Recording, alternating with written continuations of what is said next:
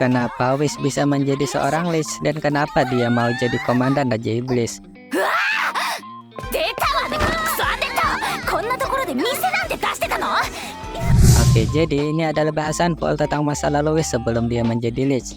Jadi dulunya Whis bersama partinya adalah petualang terkenal di ibu kota yang juga ditakuti oleh pasukan Raja Iblis termasuk para jenderal.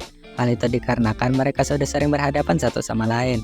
Tapi suatu hari mereka dapat kabar kalau ada seorang komandan Raja Iblis yang memasuki dungeon kelas atas di dekat ibu kota. Dan akhirnya mereka pun memasukinya.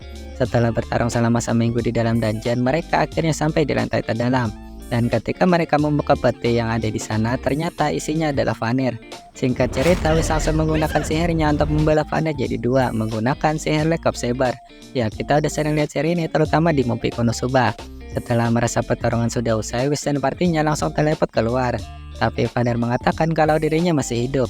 Di sini mereka terus melawan Vanir sampai berbulan-bulan, tapi malah selalu berakhir dipermainkan olehnya. Dan akhirnya Whis memilih item sihir terlarang dari ras iblis merah untuk menyegel Vanir selama sebulan. Setelah pertarungan melawan Vanir, mereka kemudian melawan Dullahan atau Bildia, dan apesnya mereka malah berakhir karena kutukan yang membuat mereka akan mati setelah 1 bulan. Dan karena kutukan itulah party Whis akhirnya bubar dan menyisakan Whis seorang. Whis yang saat itu hanya seorang diri akhirnya kembali menantang Vanir dengan bersenjatakan berbagai item terlarang dengan bayaran nyawanya sendiri. Dan akhirnya mampu mendesak Vanir buat serius melawannya.